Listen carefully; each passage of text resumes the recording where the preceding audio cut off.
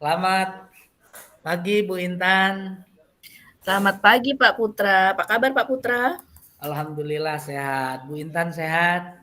Alhamdulillah. Gimana ini Pak Putra? Roman-romannya senang sekali. Ada apa? Iya, ini lagi mau apa ya? Mau cerita dengan Bu Intan terkait dengan apa ya? Terkait dengan kegiatan-kegiatan yang sudah mulai saya lakukan di sekolahan begini Bu Intan. Oh, begitu. Gimana Pak? Di sini aja sudah nyaman untuk Bapak Oh, bercerita?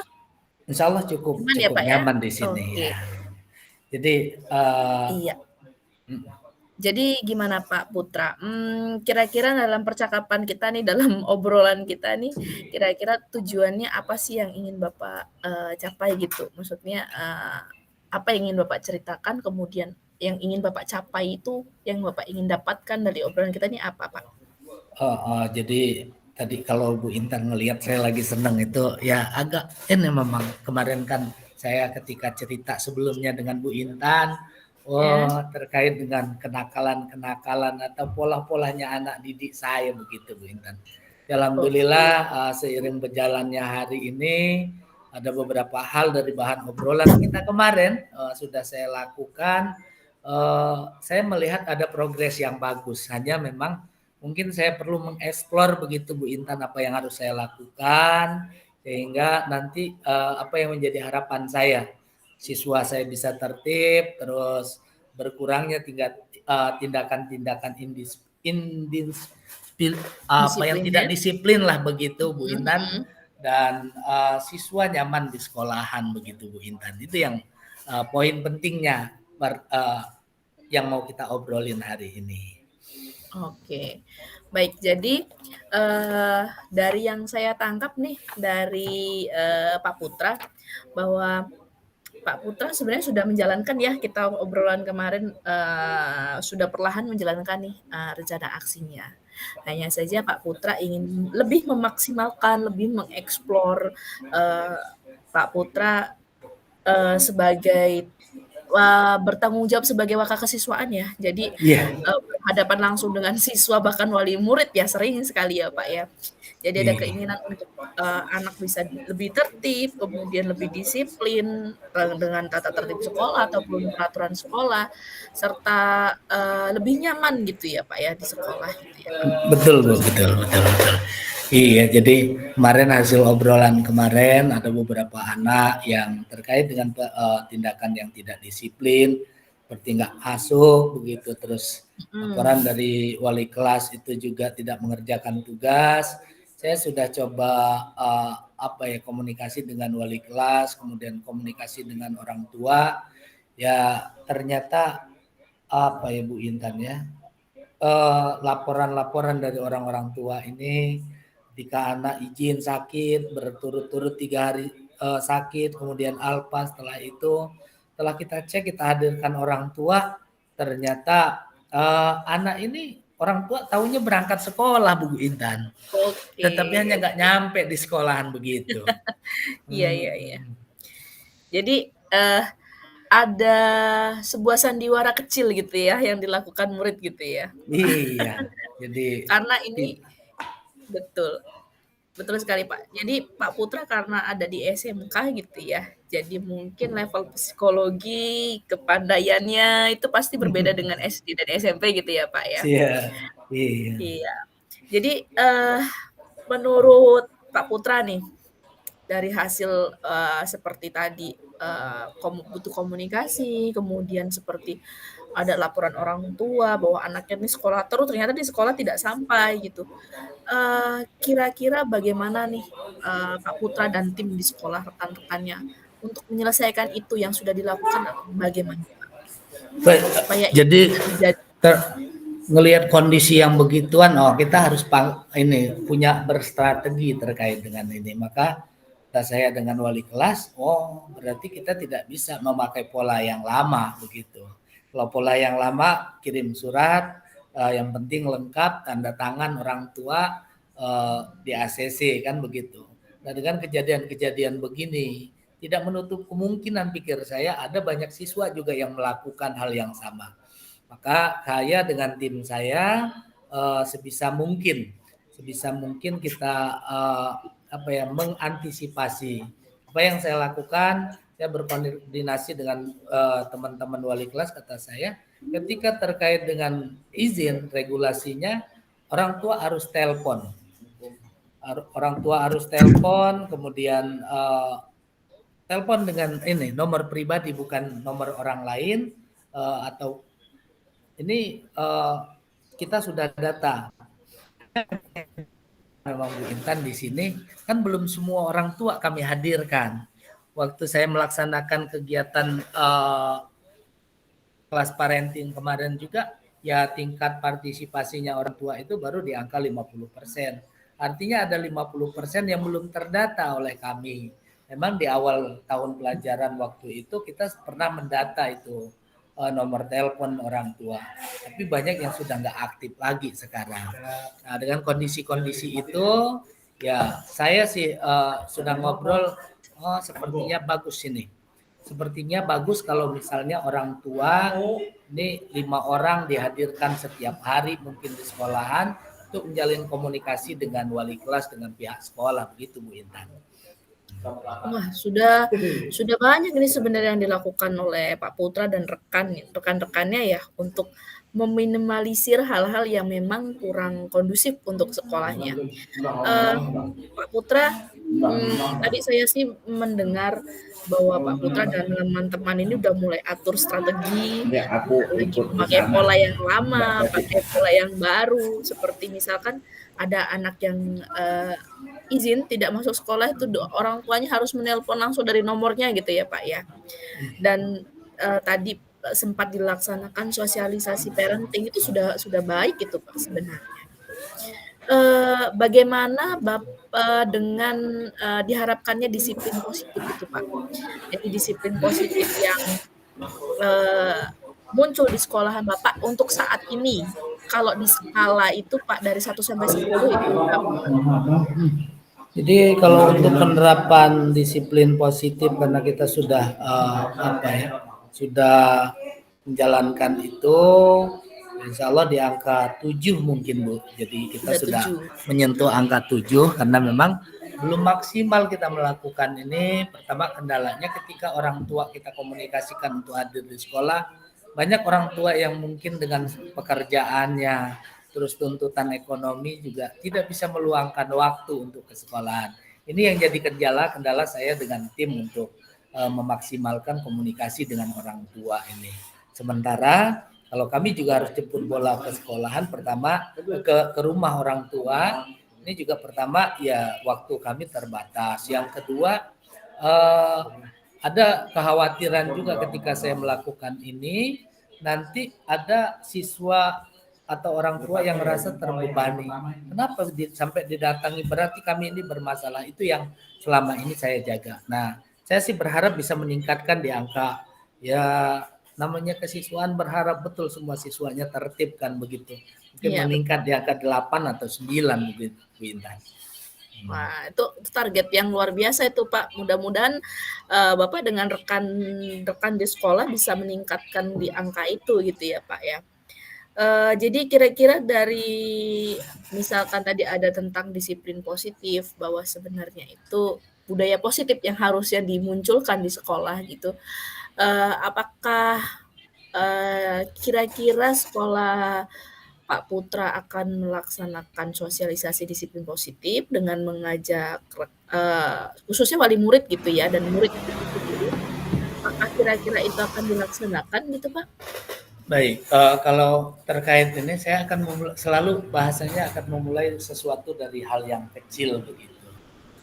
Yang saya lakukan hari ini, tadi pagi itu saya memberikan materi terkait dengan disiplin positif, terus terkait dengan penerapan harus berkolaborasi dengan orang itu, dengan anak-anak Paskibra, karena kebetulan hari ini juga anak-anak Paskibra lagi mengambil bed begitu. Nah, ini momentum ini saya sampaikan dengan anak-anak Paskibra, dan nanti berharap nanti bisa menyebar ke teman-temannya yang lain. Ini harapan saya, jadi saya akan memulai dari hal yang terkecil karena lagi-lagi anak-anak ini butuh contoh begitu. Iya, Karena betul betul. ada pepatah yang ini luar biasa itu kan, satu tindakan itu lebih bermakna daripada 1000 kata-kata begitu. Maka ini yang coba saya lakukan, kemudian tetap memaksimalkan karena lagi-lagi kita punya keterbatasan-keterbatasan. Maka perlu meningkatkan ini komunikasi, keterampilan berelasi dengan teman-teman yang lain sehingga semua juga mengambil peran yang maksimal. Nah, lagi-lagi saya berusaha sebisa mungkin memaksimalkan perannya wali kelas karena memang wali kelas ini ya ujung tombak dari sekolah terkait dengan komunikasi dan pendisiplinan anak begitu Bu Intan. Iya. Ya, betul sekali Pak Putra dari yang kita obrolkan gitu Pak. Saya menangkap tadi Pak Putra akan sudah dan akan saya harapnya nanti kita berharap juga ini akan secara kontinu dilakukan gitu. Bahwa Pak Putra sudah melaksanakan seperti sosialisasi dengan anak-anak gitu kan tentang disiplin positif, kemudian menjadi teladan, bagaimana sih mencontohkan disiplin positif di sekolah gitu ya. Jadi sebenarnya rencana aksinya sudah ada dan sudah mulai dilaksanakan, tinggal memaksimalkannya saja gitu ya Pak ya. Iya, jadi secara ini rencana aksi sudah dan sudah mulai berproses, hanya mungkin tahapan-tahapannya perlu dilaksanakan secara runtun begitu, kemudian memaksimalkan personil-personil yang harus dilibatkan. Nah ini tentu saya harus berkomunikasi dengan banyak stakeholder yang terlibat di kegiatan ini kan. Kalau hanya sendiri ya saya juga merasa tidak akan maksimal. Tapi ketika membangun tim yang solid, insya Allah juga semakin banyak yang bisa kita kerjakan bareng-bareng begitu Bu Intan. Iya, dan tentunya betul sekali Pak Putra tidak bisa sendiri ya kan, di situ juga Pak Putra selain harus ada dukungan dari rekan sejawat, ada dukungan juga dari kepala sekolah begitu ya. Jadi menurut Pak Putra nih, apakah rencana aksi yang sudah berjalan ini akan bisa diagendakan secara teragenda gitu ya, terschedule dengan persetujuan dari kepala sekolah tentunya dan lain-lain gitu. Apakah kira-kira Pak Putra dan rekan-rekan tuh komitmen dan tanggung jawab dengan rencana aksinya ini ke depan gitu Pak?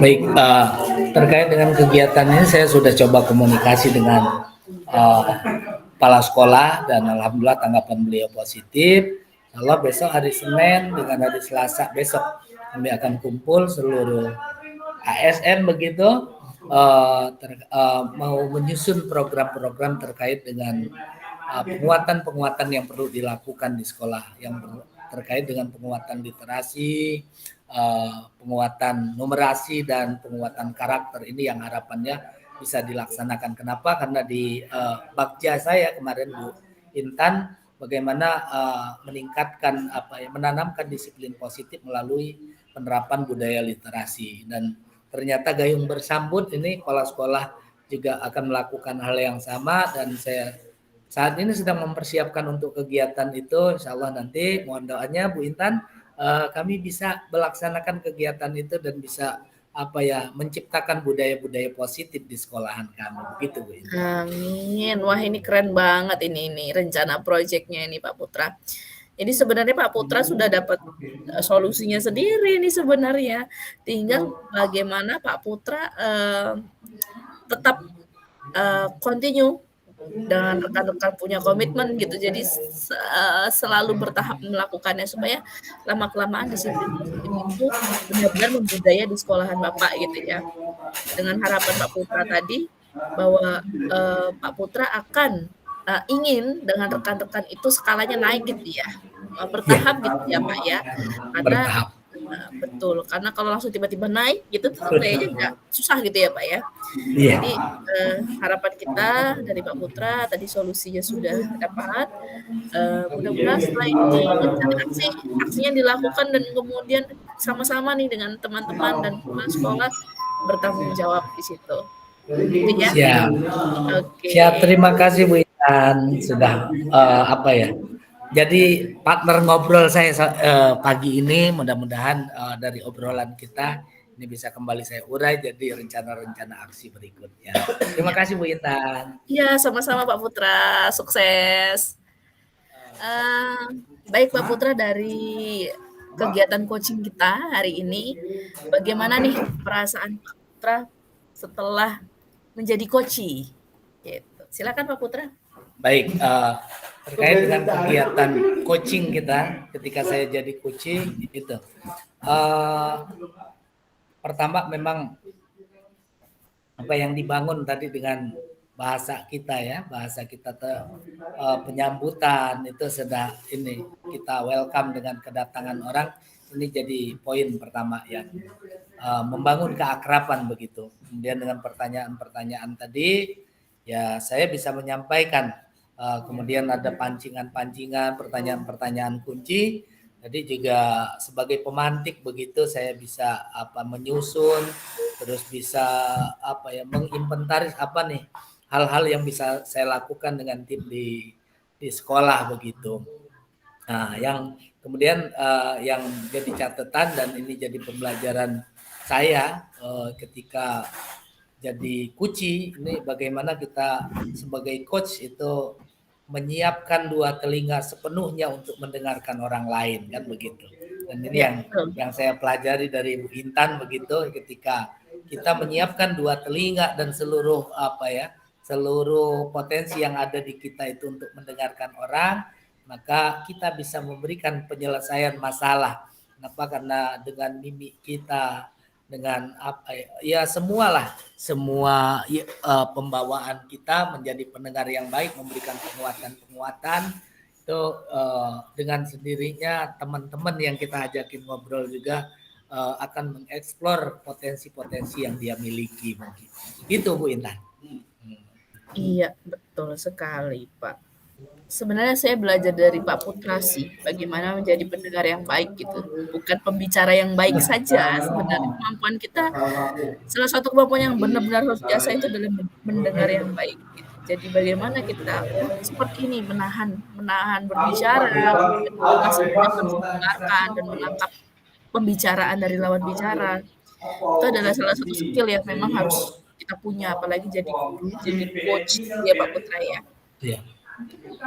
Ya, terus Bu Intan ini, karena memang saya udah nggak tahu, udah ada berapa ratus orang yang ketemu kan gitu. Jadi ini kesempatan untuk menjadi coach, menjadi mentor untuk teman-teman ya, biar juga itu selain di sekolahan, karena memang Bu Intan saya lihat punya potensi, punya postur yang terkait dengan itu.